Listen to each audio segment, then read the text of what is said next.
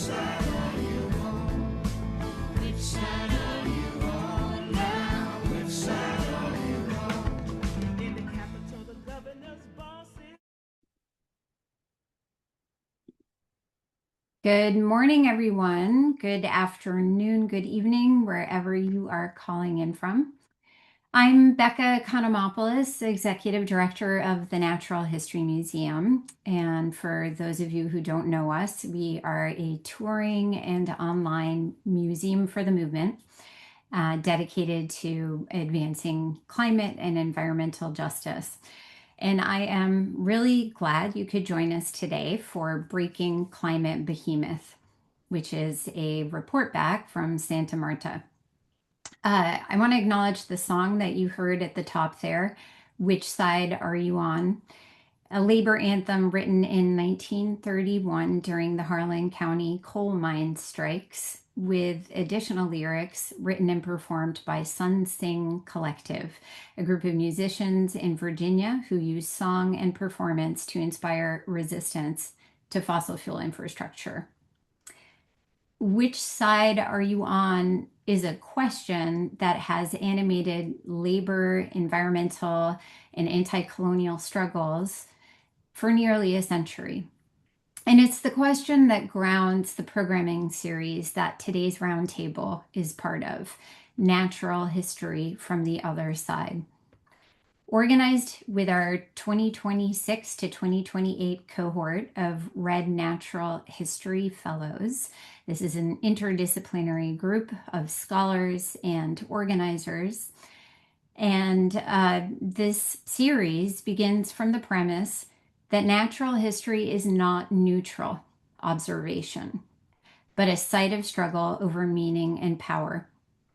The museums and scientific expeditions of the 19th and 20th centuries rendered land, life, and people themselves as objects of study in the service of classification, extraction, and control. Natural history from the other side takes up that history in the present and shifts the vantage point. It looks at today's infrastructures of extraction and enclosure, fossil fuel supply chains, AI data centers, border regimes, from the standpoint of those confronting them, refusing them, and building alternatives in the face of them. And that brings us to today's conversation. A few weeks ago, ministers from 59 countries gathered alongside Indigenous peoples and civil society stakeholders in Santa Marta, Colombia, for the first conference on transitioning away from fossil fuels. It was an effort to move beyond the gridlock of the UN climate process and begin articulating a new framework for fossil fuel phase out. One focused not only on demand, but on production, supply side measures, and the companies that extract, transport, and profit from fossil fuels. But Santa Marta is not only a question of climate diplomacy. It's a question of how the fossil fuel system is held together through states, corporations, ports, supply chains, financial and legal architectures, war and colonial relations, and also where movements might find the leverage to break it apart. We're very fortunate that 3 of our Red Natural History Fellows were on the ground in Santa Marta: Janene Yazzie, Muhammad Usraf, and Joel Wainwright. We'll be hearing from them today. And they will help us understand what actually happened there, what happened behind closed doors and in the streets, what was put on the table, what was left out, how Indigenous peoples and civil society groups intervened, and what new openings, pressure points, and strategic questions are emerging from this process. Before we begin, just a couple of housekeeping things. One, we'd love to hear from you in the chat, so please do introduce yourself, your name, where you're joining from, any affiliation or field that you'd like to share. We'd also love to know what brought you to this conversation today. What are you hoping to get out of it? And some logistics. There's a Q&A box at the bottom of your screen for questions. Please put questions for the speaker there, and we'll get to as many as we can later in the program. The event is being recorded and it will be shared on our website and emailed to everyone who registered. And finally, I want to thank our sponsors for making this work possible, the Henry Luce Foundation and For Culture. With that, I'm going to turn things over to Steve Lyons, our Director of Research at the Natural History Museum. He's going to introduce the speakers and guide the roundtable conversation. Steve, over to you. Thank you, Becca, and thank you all for joining us. Before we dive in, I need to lay out some of the basic facts about last month's convening because by all accounts, it was confusing. So first, representatives from, I believe, 59 countries participated in this process, along with Indigenous peoples, academics, and civil society groups. But the major obstacles to global climate action, including the US, Saudi Arabia, Russia, and China, did not. So this was, in a sense, the headline that made Santa Marta distinctive for those of us on the outside, right? It announced the emergence of a new, as they called, coalition of the willing that could provide a roadmap to transition away from fossil fuels without having to win over state actors that are standing in the way. So second, the process didn't start in Santa Marta, but last September, when Colombia's president, Gustavo Petro, announced that Colombia would host a meeting designed to bypass the stalled UN process and put the transition away from fossil fuels back on the geopolitical agenda. So in the interval between September and late April, when the conference eventually happened, the process involved written contributions by organizations and state actors, preparatory virtual dialogues between and among Indigenous peoples, civil society groups, and formal position papers submitted by different sectors. All of this was conceived as part of as this slide says, methodological funnel that was imagined to lead to concrete roadmaps to phasing out fossil fuels. And they use this term roadmaps, as we'll see again and again. And third, lastly, the conference itself composed a complex layering of different sector and chapter conversations.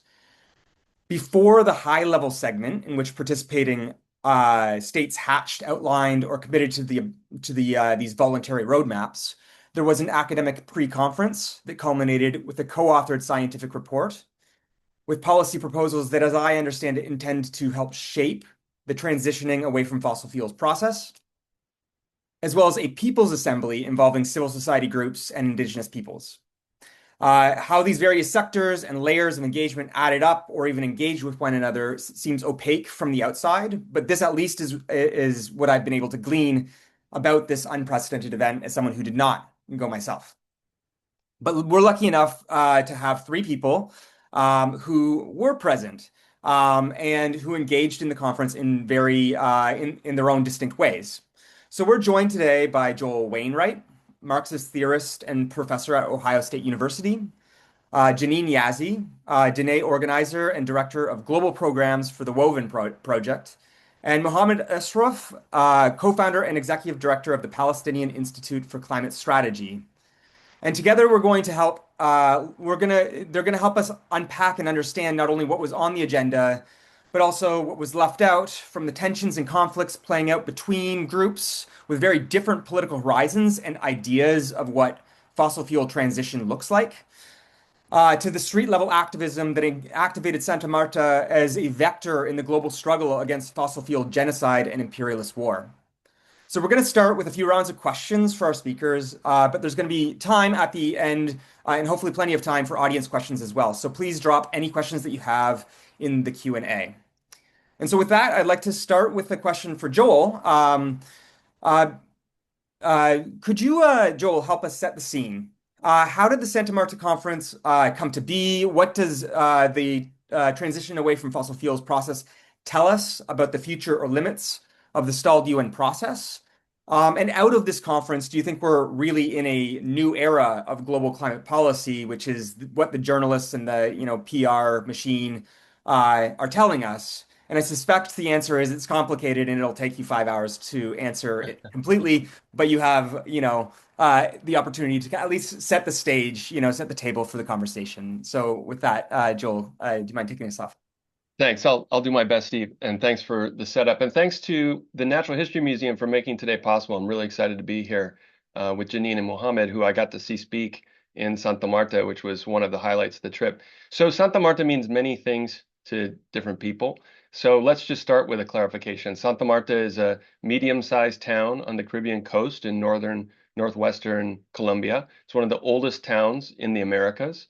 Uh, this is where the People's Assembly took place and the scientists and academics gathered. The Indigenous Peoples Summit took place. It is not where the actual so-called high-level negotiations took place. That was in a spiffy conference hotel that was 10 kilometers down the beach, which was surrounded by police and high walls, and which I, for instance, did not have access to. So most about what I'll be talking about today concerns things that I saw in the city during the 3 days that preceded the high-level talks, or what seems to have come out of the high-level talk. So just a brief word of context then. Most of the viewers, I'm sure, will be familiar with the UNFCCC. That's the part of the United Nations system that is that carries as a mandate the responsibility of addressing the climate change problem. The UNFCCC has now organized 30 conferences of the parties to that convention. So every year in around November, December, they meet in a different place and negotiate about what we're supposed to be doing about climate change. And is widely recognized, that conference has been largely a failure. And it's failed for many reasons, but I'll just mention one, which Santa Marta was intended to address. Namely, that for a long time, there's been almost no discussion in those meetings about phasing out fossil fuels. And to the extent there's been any conversation about reducing fossil fuel combustion, it has been focused on the demand side, that is to say, the consumption side. So the conversations have been about things like establishing market mechanisms so that people use less energy or buy less electricity that's generated from coal-fired power plants and so on. What has been missing from the conversation for many, many years, as has been pointed out by climate justice activists for a long time, is an emphasis where it belongs on the production side. That is to say, on the supply side, which is to say, how are we going to make sure that we stop extracting fossil fuels, coal, gas, and oil from the crust of the earth?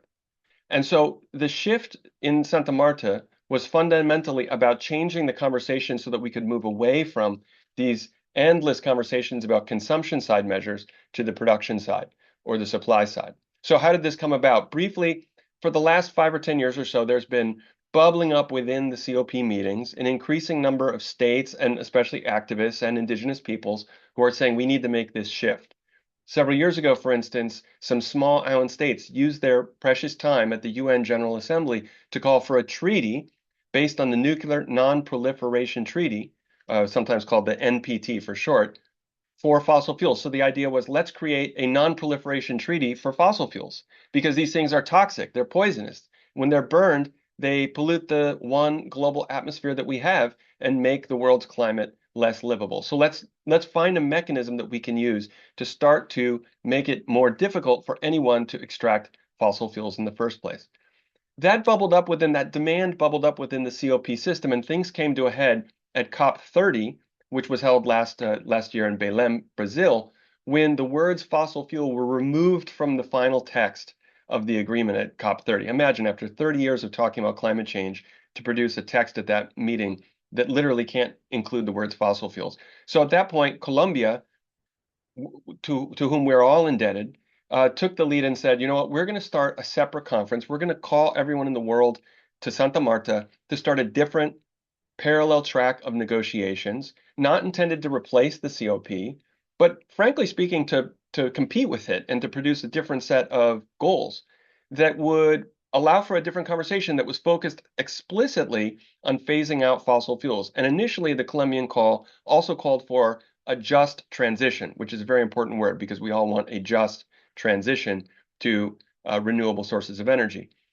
Colombia was joined in this, I think quite surprisingly, by the Netherlands as a co-host. So although the event was held in Colombia, ostensibly, the Dutch were equally involved in managing affairs. And in practical terms, that meant that within the negotiations that occurred, the Dutch specifically and the EU more generally had effectively a veto on what was said and what came out of the meeting. And by numerous accounts, the Europeans, who made up about half of the delegations that were present, adopted positions that were significantly more conservative than what the Colombian co-hosts were calling for. The clearest expression of this came when Colombian President Gustavo Petro, whose term ends in about 11 days, came and gave the opening remarks on the first day of the high-level talks. And I encourage everyone to read his words for yourself, because it's the kind of thing that you rarely hear a head of state saying in the world system today. He called fossil fuels a form of suicide. He accused fossil capital of bringing humanity to the brink of destruction and death. And he called for essentially a revolution to transform the world away from fossil capital and fossil fuels. It was an amazing provocation. So now back to Steve's final question, and I'll wrap up. Did the conference live up to Petro's call? Certainly not. The final results of the meeting fall far short of what one might have expected if they thought that Gustavo Petro was setting the agenda as the host. And unfortunately, he's not alone in deciding what comes out of that meeting, because, as was already explained, it was the representatives of 50-odd countries who had to have many negotiations and discussions and then decide on what would be said. That doesn't mean we didn't get anything, however. Arguably, the most important outcome of the meeting in Santa Marta was to agree to initiate a new process. So in the same way that Kyoto is the name of a city in Japan, but then became the Kyoto process, likewise with Paris at the 2015 COP became the beginning of the Paris process. Now we have the Santa Marta process, which we don't know where it's going. It's too soon to know. But I'm hopeful that it will provide a new space and a new point of leverage for climate justice activists the world over to try and organize around, so that very soon we can have a language for a non-proliferation treaty, essentially moving towards the rapid phase out of fossil fuels, and we can use that as a base for leverage for essentially reconstructing the global climate justice movement, which, frankly speaking, went into senescence in 2020 and has yet to be revived. So I think I've used my 5 minutes, so I'll pass the mic back to you, Steve. I hope that went some way to answering your question. I mean, you made a remarkable use of 5 minutes of our time, so thank you. My next question is for Janene, who is in Santa Marta as a representative of the Woven Project, which is an organization that creates space for connections, collective action, and a global knowledge exchange by and for Indigenous peoples. So Janene, how are Indigenous peoples and places engaged in this in the convening? And also, why are Indigenous perspectives important to share within these global climate policy spaces? And then finally, how at Santa Marta were these perspectives received by the state level power brokers as well as the civil society groups? Thank you, Otto, Hihat, Oyat, everyone for joining us today. And thank you, Joel, for that excellent background. And to you, Steve, for kind of making some sense of the chaos that we stepped into when we were in Santa Marta. As Joel mentioned, elements of this conference were in response to the development of a fossil fuel non-proliferation treaty.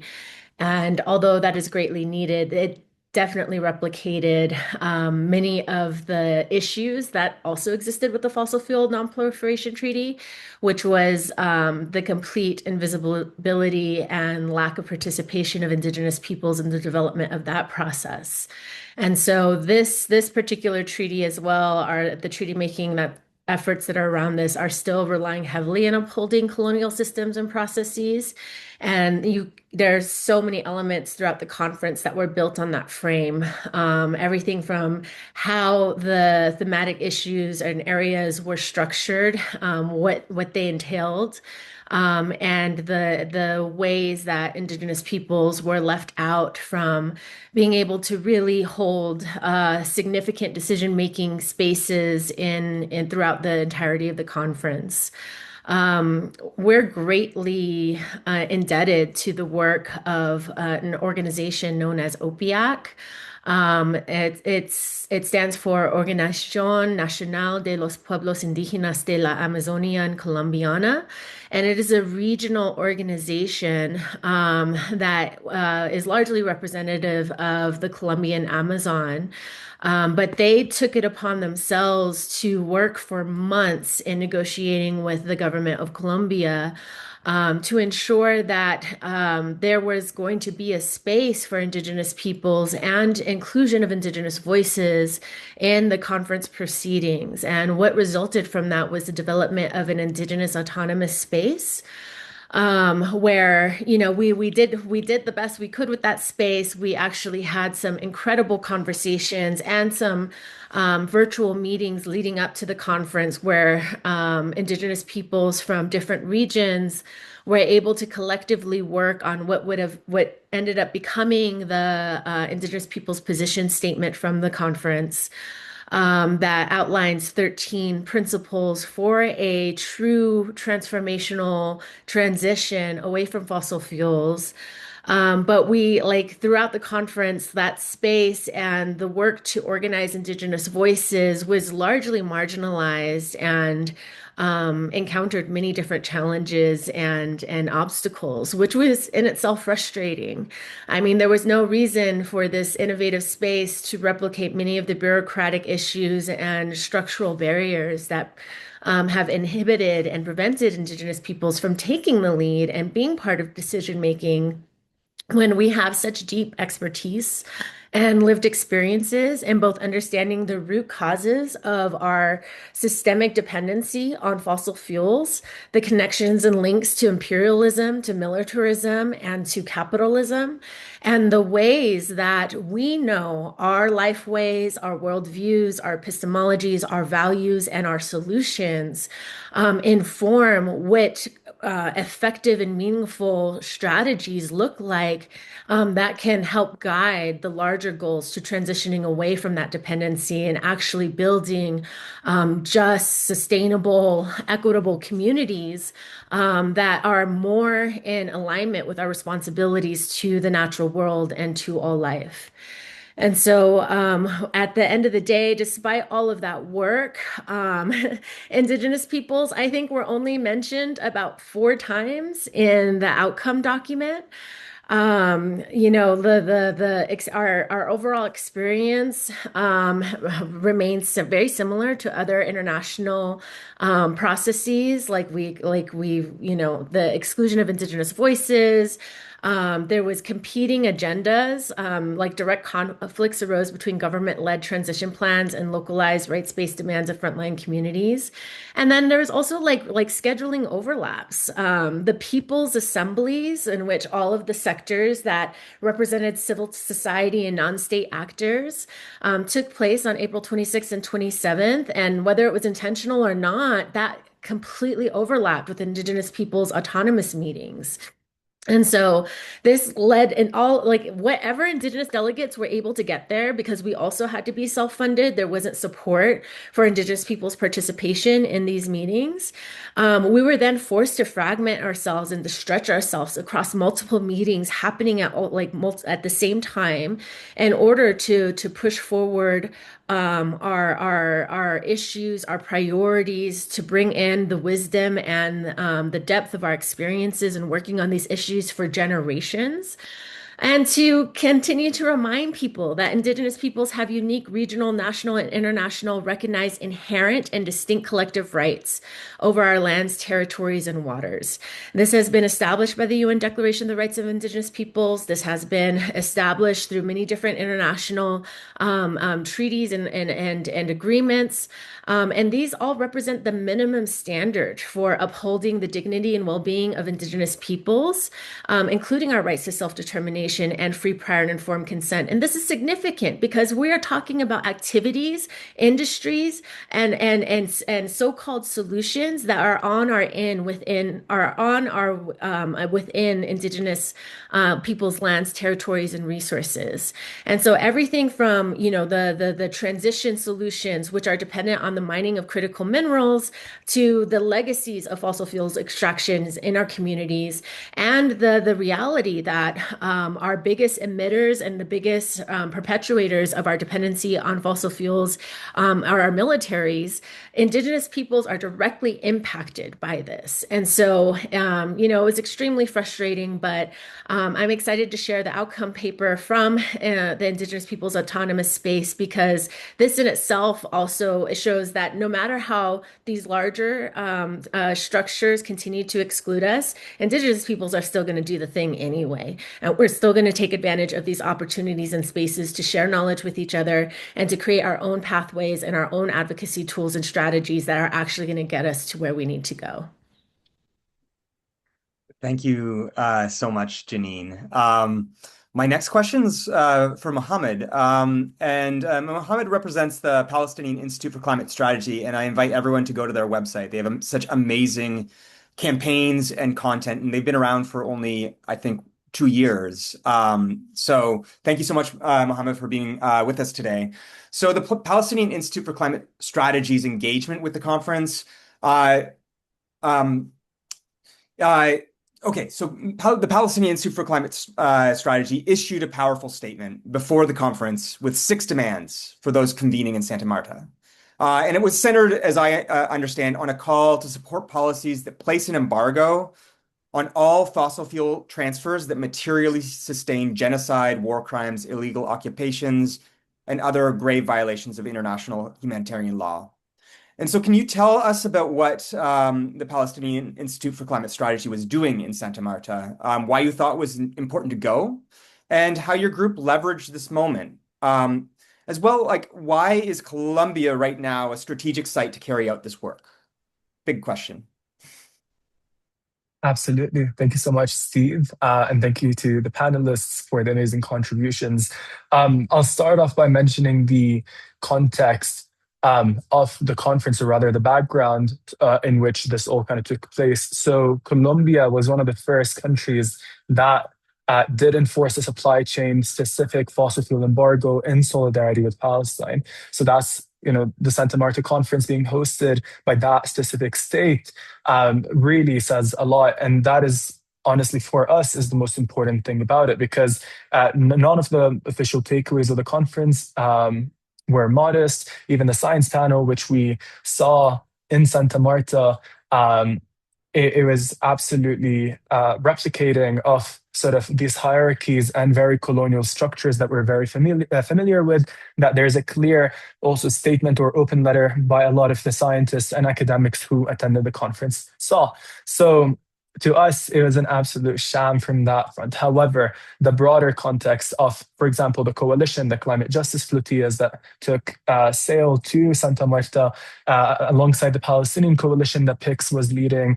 And currently, we also have as you said, the 6-7 demands that are on our website that were also part of many other submissions in the declaration, the principles, the pillars, as well as the work that the treaty spearheaded. However, as many have said, the co-Dutch hosting of the conference and the conference also being a bit derailed than the larger political tone or political will of the Colombian government, of Gustavo Petro's kind of larger will, did not necessarily manifest there. So the fact that the host did not necessarily talk about interrupting these fossil fuel supply chains of genocide and imperialism highlights that the fact that this was also a bit replicative of the UNFCCC structures that I saw some of the comments in the chat said that they do not want to see. So unfortunately, I think some of the key takeaways of the Santa Marta conference is essentially just building larger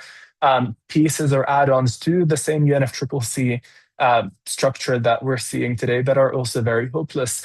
Now, the background that I was mentioning around Colombia's case is very, very crucial. Now, we have Decree 1047 that was announced in August 2024 that announced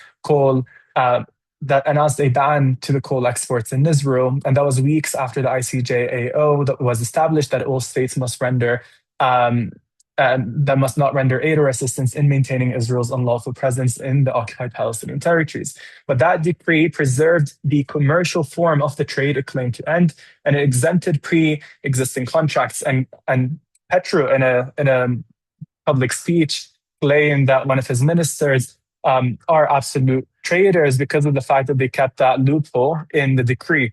So one of the two companies that are functioning in Colombia that are extracting coal and sending it to Israel, Drummond, used that opening immediately and shipped almost 1 million tons to Israel over the following year.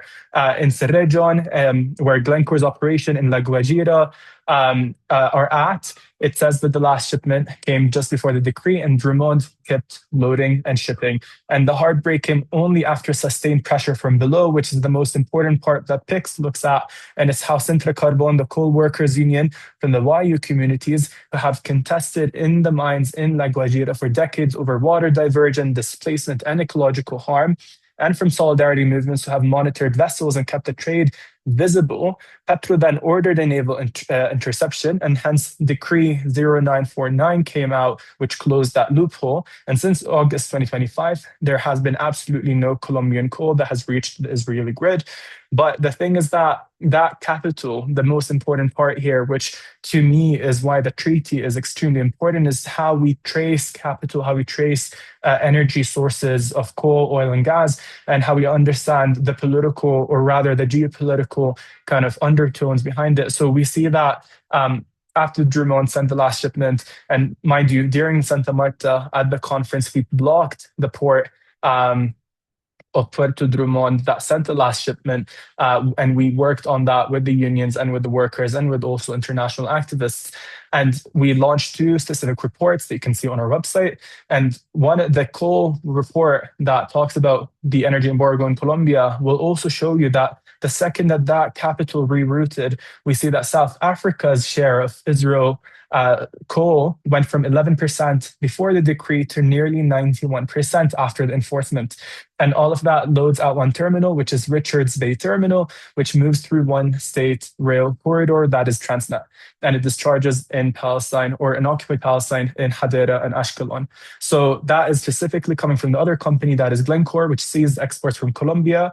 And the same company, the same commodity, continues functioning just on different land. And the Fossil Fuel Treaty Initiative is meant to enforce a complete embargo or support us phasing out of fossil fuel. But also, it's not just that, it's how would you have a fossil fuel phase out if the minute you do, or you attempt to do just that, companies are going to retaliate and punish you, as we saw in Colombia after the first decree, and as we saw in Colombia with the many different ISDS cases that they're currently facing. So there's a lot of protection for the companies, for those investors in fossil fuels, but not a lot of protection on the supplier side and those who try to deliver justice. And we saw exactly on the South African side how you can speak up for genocide at the courts, but still have complete impunity and support for the Israeli genocide at the docks and at the ports and during and throughout that supply chain. So this counterattack, or rather punishment, from Drummond and Glencore is something very crucial, because the legal instruments are there. They're already in place for us to break free from the investor state arbitration system against Colombia and against other systems. So we're still in Bogota trying to negotiate and understand the ISDS system. Colombia and Petro, after a statement from 200 economists to advise him to leave the ISDS, he did now attempt to leave the ISDS, and I think the full exit should be around August, September, October, within that period of time. And as Joel said, in the next 11 days, we're going to find out if the next government is also going to be a government that will sustain the same political will that Colombia has had under Petro's government, which has completely cut ties with the Israeli regime materially, rather than just, I guess, legally through the ICJ, or even just metaphorically through the ICJ. So that's why Petro's exit from the international investment arbitration system is very crucial. And a lot of reports cite nearly $14 billion at risk, which is almost 10% plus of Colombia's GDP. So it's really crucial for us to keep supporting the fossil fuel embargo and the fossil fuel treaty, and protecting the states that are taking initiative to completely cut that supply chain. Thank you, Mohammed, for giving us that tour of the situation. So we've kind of laid out, I think, some really important limits, weaknesses, and straightforward failings of this fossil fuel treaty conference, or this climate summit, whatever we want to call it. And there's plenty of reason for a justified critique. But all of you win, knowing full well that something like this, these limits and problems uh, and weaknesses would appear. And so I'm wondering if we can talk about the merit of engaging these kinds of global climate conferences, whether it be the UN process or this process, which was intended as an alternative to it, versus opting out of the process entirely and fighting on a different front. And this is for everyone. So whoever wants to jump in, please do. And feel free to talk to each other. I don't need to moderate this too closely if necessary.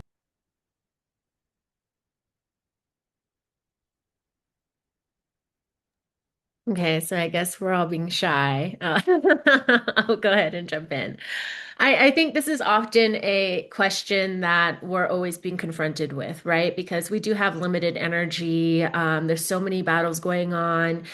Doing the work on the ground in our communities remains like the utmost priority for anyone who is awake and tuned in to any of these issues. But the reality is that the endemics that prohibit are the challenges that prohibit our participation in these spaces are there for a reason.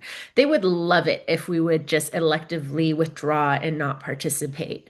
And so a lot of times, like our advocacy and our pushing ourselves into these spaces and demanding equal footing is not just to be a thorn in their side, but to make it even harder for them to come up and develop false solutions, false pathways, or to wheel and deal in a way that continues to target many of our peoples, our communities, our lands, our territories, and our sources of life.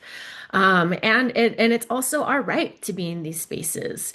We're the ones that are on the front lines of these battles. We are the ones that are dealing with the legacies of these extractive industries in our communities, and we're the ones that have been seeing and trying to raise the alarm about the new emerging threats that are coming that are being expedited by tech-based solutions and the expansion of data centers and AI technologies and the way all of these things are interconnected. You cannot separate these things from one another. You can't silo these issues from one another.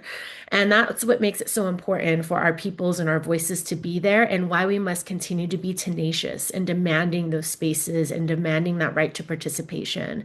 And I think another value, no matter how successful we may be in kicking down those doors or not, of an extreme value of our participation in those spaces is just the connections that we make with each other. Because at the end of the day, transnational solidarity, rooted in anti-imperialism and an anti-capitalist wisdom, is what's going to help our communities, the global majority, like that are being impacted by the decisions of this predatory elite class and the transnational corporations that they support or that they've created. It's our solidarity that's going to help us chart a new pathway that benefits all of humanity. And we find each other in these spaces. We exchange knowledge, strategies, we share information in ways that we would otherwise not have access to. And then we bring that back to our communities, to our peoples, and to our strategies on the ground.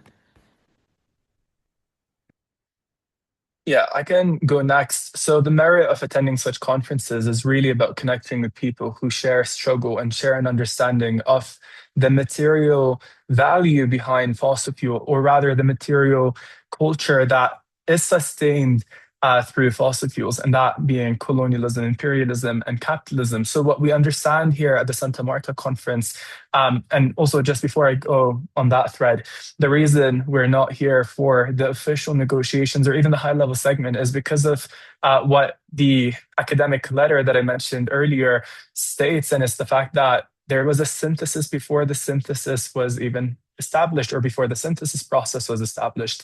So a lot of the formal negotiations, as I said, replicated a lot of the formal UNFCCC negotiations where things were vetoed.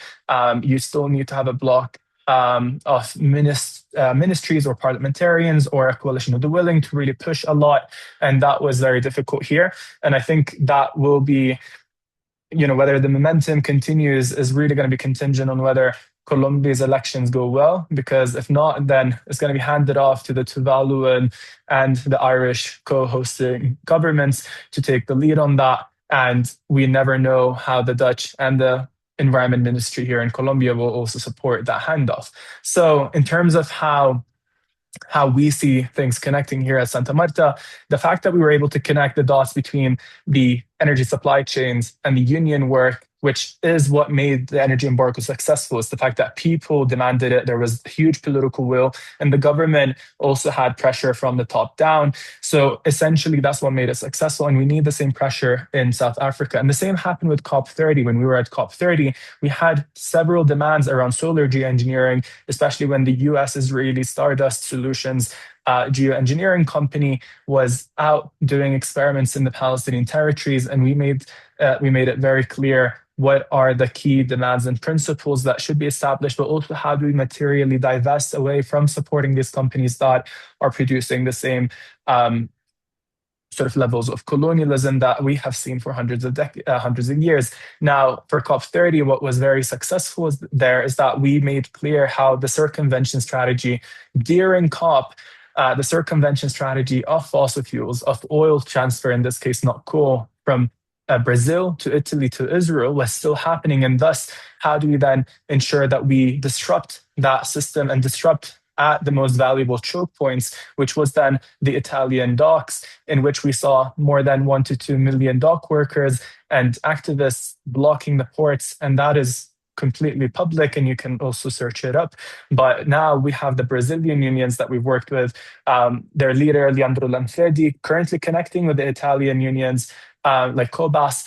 And, to me, that's the way that PIX functions. That's the way that we see liberation and freedom for all people. And it's when we protect workers in order to get what we could call a just transition. So if there's no fossil fuel phase out that protects workers, and if there's no fossil fuel phase out that has supply chain accountability or transparency, then what fossil fuel phase out are we really talking about? So I think highlighting those key principles under every form of negotiation or under every form of even conversation and debate around fossil fuels is going to have to be very crucial. And especially when we talk about the broader impunity of the financial architecture, the insurance companies that have tried to continue the war in Iran through the Suez Canal or through the whole crisis. I think, there's a lot of different actors who are really complicit in this. And it's not just about states, it's about financial actors, it's about those who threaten countries legally to not act according to those justice principles. Thanks. I agree with everything that was just said by my comrades. Let me try and come at the question in a little bit different direction by talking about the nation states that came to Santa Marta and the organization of their discussions and how it differed from the conventional UNFCCC and COP process. Because, Steve, in your question, you sort of implied that what we might need to do is get outside of the system. And I would argue that that's what happened with Santa Marta. But this is a very confusing point, because for reasons that aren't entirely clear to me, the hosts they took pains not to frame Santa Marta as a breakaway from the COPs that was going to confront or challenge the COPs. I think they anticipate that in a few months or years down the road, they're going to need to be in a position where they're negotiating within the COPs again about how to bring things back in. And so they don't want to overly antagonize the diplomatic situation. But let's be frank, this was a breakaway conference because the COPs are failing. And everybody who participated knew that. And it wasn't just a breakaway conference, it was a breakaway conference that excluded arguably the most powerful actors in the COP process. Let's name some names. The United States, Saudi Arabia, and China were not present and not invited. Now, that's a very important fact, because what that means is that it allowed the countries that were present, who were selected based on a set of criteria, which were not exactly made public, but were strongly implied by the Colombian hosts. You had to be capable of demonstrating that in the previous 2 rounds of the COPs that you were part of this coalition that was emerging, that was calling for clear language on the phasing out of fossil fuels in the text, the kind of thing that kept getting removed. Well, that meant that there were a lot of countries from the European Union, as I've mentioned, which hardly is succeeding in decarbonizing the form of capitalism that is just fundamentally shapes life in Europe. But it also meant that there were quite a few states from the global south. And as I implied earlier, we can see the Santa Marta process itself as the result of a kind of South-South coalitional strategy. Because again, previously, South Pacific Island states had been calling for a fossil fuel treaty, and then it was Colombia that actually took that up within the COP, established it, hosted it, Petro calling for this kinds of transnational unity. The difficulty is it's too soon to know where all this is going in terms of the geopolitics of international climate conferencing. And it's important to say here that this could all fall apart very quickly. If we don't build on the momentum that was created in Santa Marta, it probably will not amount to much. However, it creates an opportunity for those of us who like to consider ourselves part of a transnational social movement for climate justice. It gives us space to build. And I think that is precious because, again, let's be frank, the climate justice movement has had a really bad couple of years. And particularly in places like the United States where I live, the movement has almost disappeared.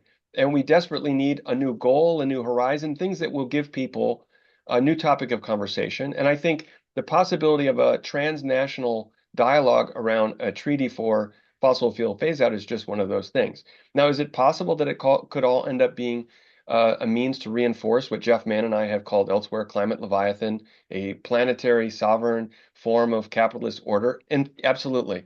What we are talking about here is a mechanism that is in the direction of what Jeff and I have called climate leviathan. However, the world right now is in the hands of what we call climate behemoth, and that is a terrible place to be. The world is in a very serious crisis, whether we look at war, a political crisis, ecological crisis, social crisis, you name it. We're at 430 parts per million CO2 in the atmosphere, and we're about to enter into a super El Nino. Things are really, really bad. We desperately need transitions, transformations, social movements, and challenges to the existing world order. And it seems to me that thanks to the Colombian government, Santa Marta gave us elements of all of those. So I'm very grateful, notwithstanding all the entirely legitimate criticisms that have been put on the table. Thank you, Joel and all. So we have a question from the audience from Mary that mirrors a question that I was hoping that we would cover as well. She asks, were other countries invited and declined or not invited? And what is the plan for dealing with the rogue nations?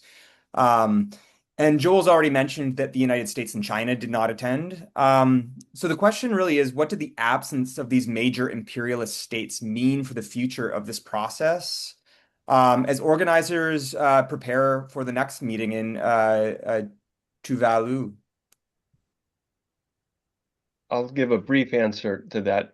I think as far as the United States is concerned, we should all be glad that the United States didn't participate. Remember that for all intents and purposes, the U.S. under Trump isn't participating in the COP meetings as well. But the difficult case is China.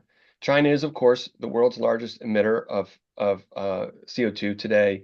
Its CO2 per capita emissions have now passed Europe, which is quite remarkable. It is, for all intents and purposes, the world's center of capitalist production. It's the world's largest producer of industrial goods.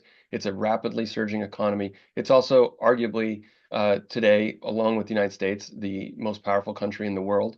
We don't exactly have a G2, however, but at any rate, within the COP meetings, if you know, for all the criticisms we've been making, China plays a very complex role. China is clearly one of the most powerful actors within that environment, that political ecosystem.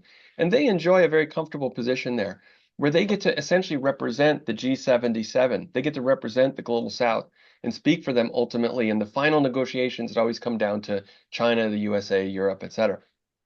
And yet, at the same time, as mentioned, they're now the largest emitter in the world. And basically, we are not going to get a rapid, just transition unless we see significant changes in the political economy of both China and the United States. Let's be frank. We need both of those countries to significantly and rapidly decarbonize or move in the direction of decarbonization. And very unfortunately for all of us, those two countries are locked in essentially in a major geopolitical conflict today, which means that that intra-imperialist rivalry hangs over all of the politics of climate change. So with that problem hanging over the COPs, that problem I just mentioned is a major issue limiting what can be done in the COP structure.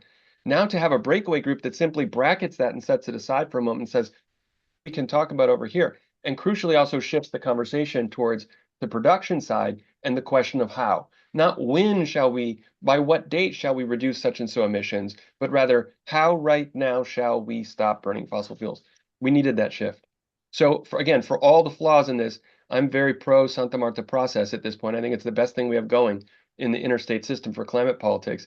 But it will fail unless it's complemented by a major expansion and renewal of the international anti-imperialist climate justice movement. So that's Petro's call to all of us. Yeah, I can go next. I think, as Joel said, it's not a question of why weren't they there, but rather what would be possible with them not being there to be able to have conversations without having vetoes, without language being erased overnight. We saw the controversies of the Saudi delegates, the Saudi negotiators deleting text at COP 29. We saw, COP 28 being hosted by Dubai, a very fossil fuels reliant country and economy. And, the UAE and Saudi's general strategies is to what? Is to push out and sell as much barrels of oil as they can, while also ensuring that they can have a decarbonization strategy internally by, I don't know, 2050, 2070. And that's primarily just because it's more efficient. So the goal is to how to keep energy that obviously is a defense mechanism. It's a mechanism of war. How do we ensure that we still have power while, not necessarily giving any regards to the broader climate and the world. So I think, having a process outside of the UNFCCC, the only concern is then how do you limit or monitor everybody else's expansion? And again, it's not as if the UNFCCC process was able to do that. And I don't think anybody can necessarily do that. And to me, and to PICS in general, and to many in the global south, I mean, if genocide was allowed, then what is there that can be even stopped at that point? So the very mechanism of international law and broadly the United Nations conferences, I think they really lost a lot of their legitimacy, which they've lost a long time ago. But the idea is we must find new avenues of making change, of limiting our consumption and production and expansion of fossil fuel. And I think Santa Marta is a great start to that. And we've seen many different new alternatives to these sort of mainstream systems, whether it's the Hague Group under Progressive International or BRICS or whatever else. I just see a lot of potential in Santa Marta and the Fossil Fuel Treaty Initiative kind of continuing within the same rhythm, but also ensuring that most of these blockers are completely out. Because I would argue that the Dutch government co-hosting was also attempting to block a treaty, but that doesn't necessarily mean that it was blocking an alternative conference. So there are those, situations where it's not just a binary of to have a treaty or to not. There are people who are still in between who would want to block a treaty, but would still want to have an alternative system. And, you never know what the true motive is, but I think it's always important to trace back each country's profit and value chain and understand how does having this process or not end up contributing to their own defense and power globally. Thank you. I'll just add a few more thoughts. I appreciate Joel still riding hard on that hope train for this process because I think there is value in that. I feel like we're kind of being confronted, and like Mohammed said, and referenced many times, like a lot of the inefficiencies that we have experienced in COP largely come from the fact that they're often hosted by big fossil fuel producers, and they've themselves have gone in and deleted critical texts that were the result of many hours of negotiations with stakeholders, rights holders, and that could have actually pushed us in a more meaningful direction. And so that type of capture of those processes has always been problematic, and I think a lot of people have rightfully been losing faith in those processes. So having a third space emerge, and with all of the problems that we've encountered, and them replicating a lot of bureaucratic structures that really aren't helpful to us, is still a very promising space to be in. But I do think we need to like very much learn from just even what happened during the Cold War and the emergence of like the third world framework, and how that was also supposed to be an alternative between picking one imperialist power over the other. We're kind of seeing that same thing happen in this space where if all of the countries who, you know, may not be the largest emitters or producers, but are committed to asking these very important questions about how to successfully and effectively chart a pathway transitioning away from our dependency from fossil fuels, continue to come together. I think that vision and that opportunity becomes much more meaningful and much more probable.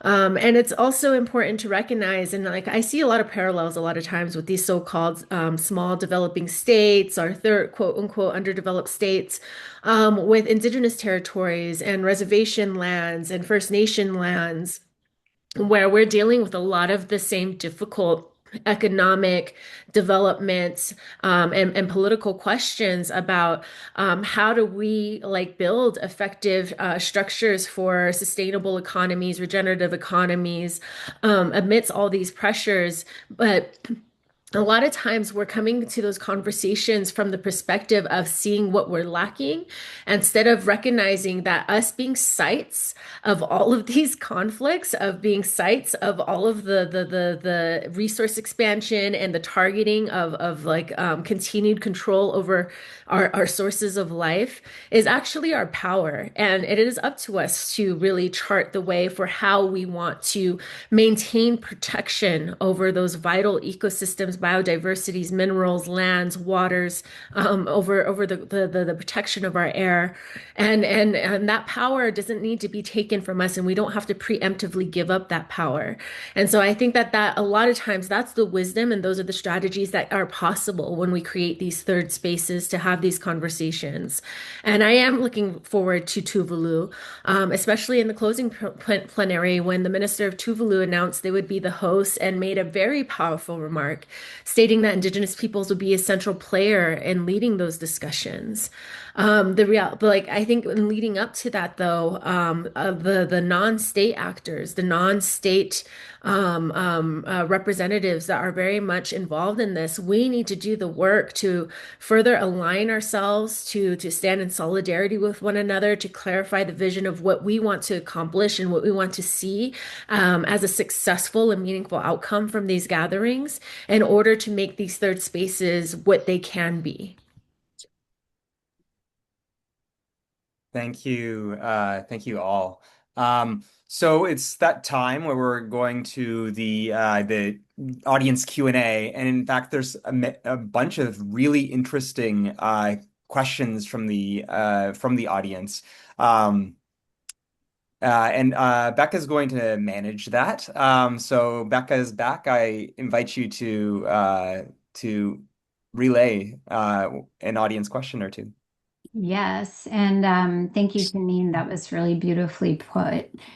So I'm going to synthesize questions a little bit here, and maybe ask a couple and open it up to y'all. A few of our speakers have mentioned the importance of bottom-up pressure to make Santa Marta live up to its expectations. And mentioned different strategies of bottom-up pressure from port worker organizing and other union organizing to grassroots indigenous organizing. So as the international climate justice movement is fragmented or demobilized, what are the key strategic interventions movements should be making in this moment? What are the pressure points we should be paying more attention to? Does it include trade routes, finance, courts, something else?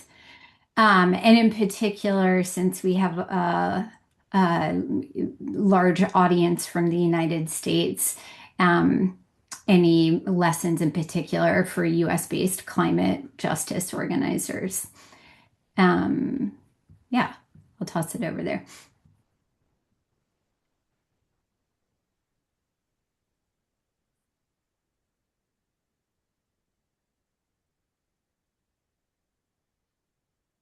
Do, I do, I just spoke, so that's why I was waiting Oh, for go ahead, Janine. either Joel or Mohammed to jump on. I think this is a very important question, especially in the United States, but also in the so-called developed North, because many of these battles are happening in our own territories, and so it's not about like coming and approaching this from a savior mentality of having the global North save the global South. We need to stop our own monsters here. And one of the things that was very clear in a lot of the conversations with just people attending the conference is like the perpetuation and the marketing around tech-based solutions, and the just like the disconnection between how that very much is inflaming many of the legacies and problems that we are trying to address with the transition away from fossil fuels. And how widespread that marketing was and that promotion was of tech-based solutions. And a lot of it was like really finding its roots in convincing a lot of people that this is an inevitable transition of our social and economic systems and our political systems because of what's happening in the so-called global North. And it's this assumption that the global North is the one that's promoting this. And I feel like what's getting obscured in that is the massive opposition that is growing in response to the building out of the data centers, AI technologies, and the energy infrastructure that it's needed to survive on. And we have to keep being loud. We have to keep mobilizing together and keep making these connections, because it is the way imperialism works is that it normalizes these ideas and these models here and then spreads it out elsewhere. And so I feel like this is a moment of transformation where we as a politic, as a electorate, can finally and must we have the responsibility to make the linkages between what's happening here and what's happening in foreign policy, make the linkages between the structures of power that find and that were birthed here and that are continued to build their power here, to monopolize their wealth and to monopolize the means of violence here, and then spreading this out to other places. And so we are on the front lines of needing to stop this and to build a meaningful solidarity across our sectors in order to do that. And I think in the US, that looks like overcoming a lot of these siloed strategies and a lot of like challenges and issues that I think really have come from the professionalization of organizing in our communities, to break past those silos and to bring together labor workers, Black Lives Matter movements, Black Power movements, Indigenous power movements, land back movements, environmental justice movements, like bring us all together in a way where we are effectively resisting empire from the heart and the belly of the beast. And doing that, not just resisting, but really supporting the solutions that are also found in our territories, because Indigenous peoples have been building the models and the groundwork for regenerative economies, for sustainable food systems, for sustainable housing, for all of the things that we need to meet our basic needs, in a way that breaks us away from the monopolization of power and of control by these corporations, from the ways that offer alternative pathways from corporate capitalism. And so the solutions are here too. Let's build that solidarity so that we're actually supporting that and show what it means to collectively support each other and taking our power back and in ensuring that we're not just capitulating and preemptively allowing billionaires and the predatory class to roll out their agenda over the backs of our people and over the lands and the ecosystems that us and our children and future generations depend on. Preach, Janine. I'm going to ask a follow-up question of you, Mohammed, and you, Joel. So, Mohammed, this is a challenging one. Sorry to put you on the spot. The PICS report tracks how when Colombian coal exports to Israel were blocked, South Africa's share jumped from 30 to 91%, and much of that through Glencore. So that's a really vivid map of how the system reroutes around any single pressure point. So I'm wondering, what does this tell us about where transnational worker and movement organizing actually has leverage, and how you build solidarity fast enough to keep up with capital's ability to reroute? And then for you, Joel, in terms of the significance of the Santa Marta process, centering the supply side of the conversation, how is that different than the Keep It in the Ground campaign or framework for the climate justice movement that was used for so long during the COP process? Yeah, Mohammed. Awesome. Thank you so much, Becca. And thank you, Janine, for just your political clarity and just being able to talk directly and straight to power. And, I do want to say that when it comes to the question of workers and building solidarity transnationally and so on, as I said, we had two publications. One was on coal with South Africa and Colombia, but the second is on Vitol. Vitol is one of the four or five largest oil traders. It's actually the company that, after the Venezuelan invasion, it was the company that it first extracted and then exported Venezuelan oil to Corpus Christi in Texas, but also to Israel as of February. So that was the first shipment that was sent from Venezuela to Israel through Vitol. Now, the important thing about the campaign around Vitol is the coalitions that we're working in. So you can check out the report, you can check out the coalition that we're working with, and those coalitions and grassroots movements and also worker unions range from those in Switzerland to the Netherlands to Italy, and even the same unions that we worked with that completely rejected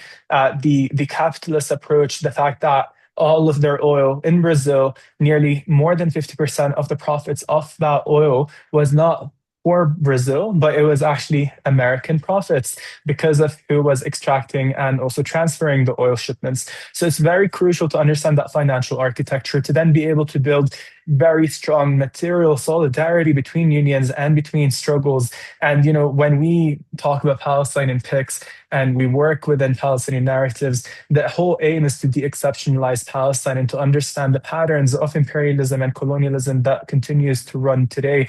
Palestine during the genocide has become a microcosm of everything horrible about the world, or rather, as we put it, the world on fire. So with that sort of imagery, or just with the very blunt fact that Palestine has become a laboratory as well of all these experiments, of all these just overall economic exploitative measures, it becomes very clear how workers and unions are very motivated to take action because they know that they would be next, and they know that they can now communicate with absolute clarity, with Palestine as an example, how they are already subject to these experiments. So with Centro Carbon in Colombia, with Sindipetro in Brazil, and with the SAFTU in South Africa, we've been able to call on workers to refuse the handling of those shipments. And it's not that they're completely absent from the conversations at the UNFCCC and in Santa Marta. It's just that they've been made invisibilized by these corporations. So when we talk, even during the UNFCCC negotiations, the amount of fossil fuel lobbyists that are present in the conversation, and not just present because they wish to have energy deals during the conference, as we saw, for example, in COP29 in Azerbaijan, with the Azerbaijani government very much being the person facilitating or brokering those deals. We also see how those corporations want to emit not just conversations around justice, but also conversations around the protection of workers and tying things back to international humanitarian law. So this is the very key problem that we're seeing here. And through the Santa Marta process, we've made it very clear through our submissions, through the statements, through working in meetings with the treaties, with the ministries, with the parliamentarians, with even during the high-level segment, we were in conversation, which you can also look up online under the We Don't Have Time broadcast with Jojo Mehta from Stop Ecocide and Nikki Wright from CIAL, from the Center of International Environmental Law. And the whole point was to talk about the ISDS and to talk about workers. And the goal is to have an energy embargo from below and to have a fossil fuel phase out from below.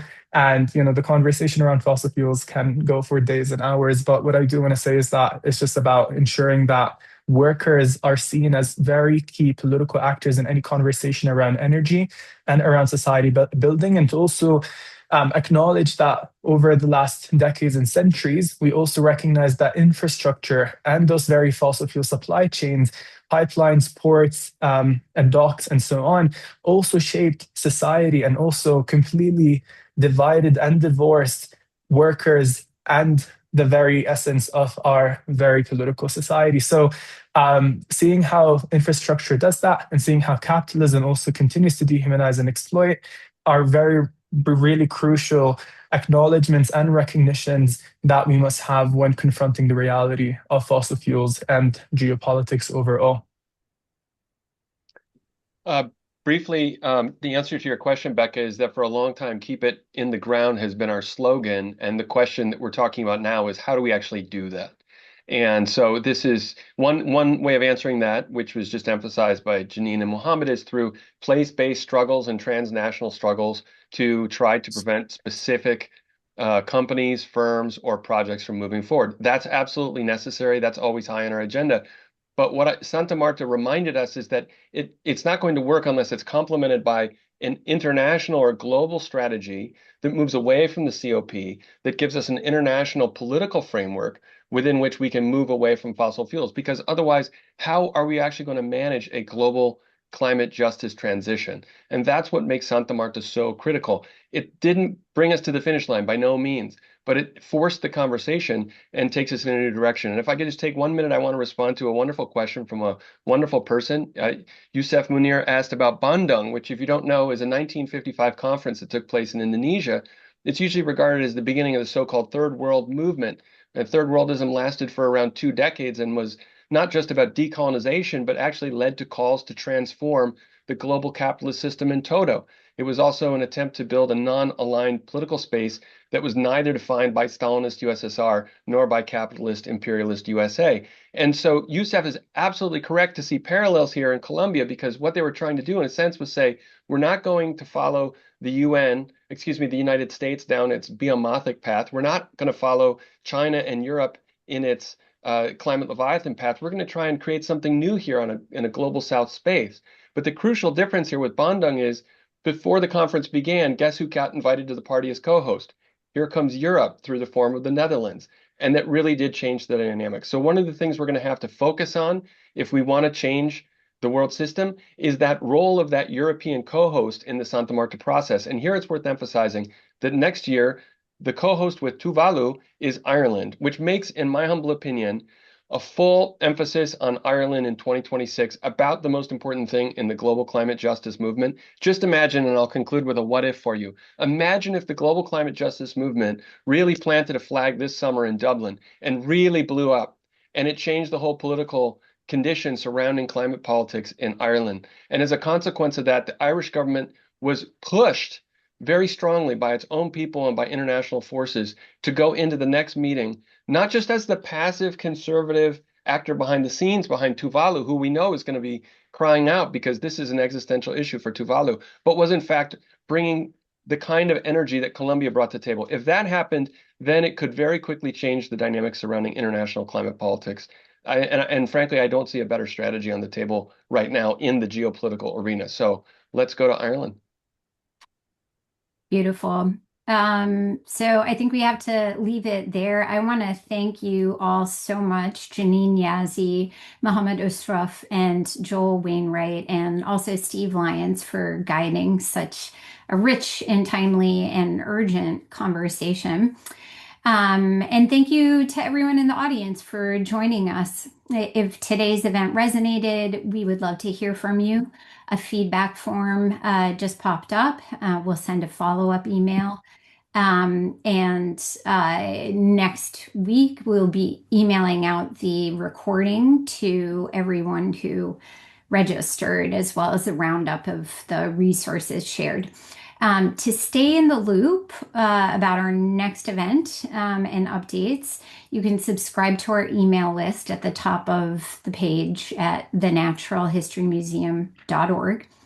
And special thanks again to our sponsors, the Luce Foundation and For Culture, and also to our production team, Andrea Rollifson from the Natural History Museum and Kel Moody from Alluvium Gatherings for helping us run things so smoothly behind the scenes.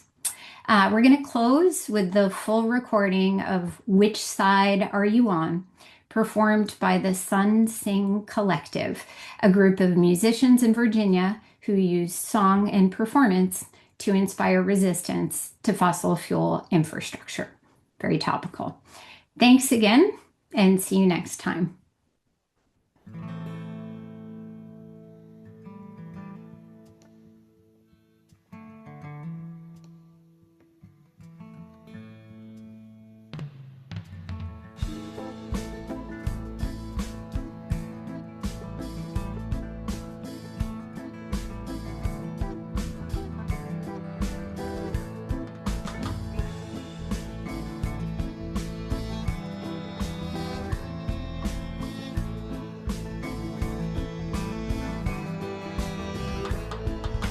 Today we face our future, and there ain't no neutral ground. You're either wide awake or fast asleep. Climate crisis is going down. Which side are you on now? Which side are you on? Which side are you on now? Which side are you on? In the capital, the governor's bosses, the polluters write the law. The lobbyists line their pockets while they serve corruption's call. Now the halls of power won't right to work, their union busting lies. We need working folks in solidarity and our labor organized. Which side are you on now? Which side are you on? Which side are you on now? Which side are you on?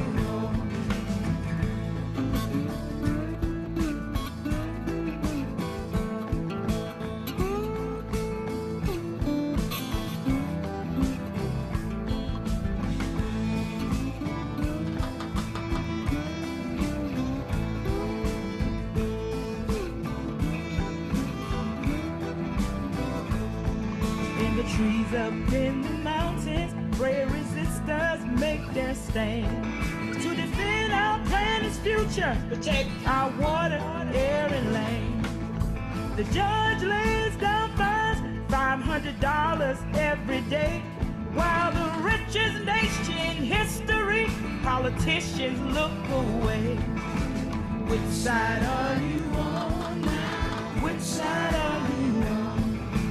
Which side are you on now? Which side are you on?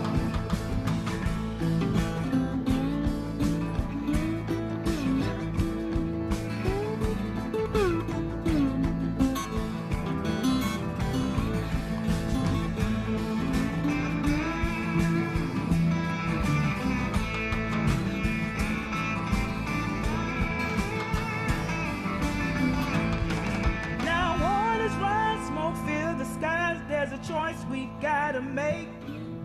A just transition and a Green New Deal is the only road to take. Which side are you on now? Which side are you on? Which side are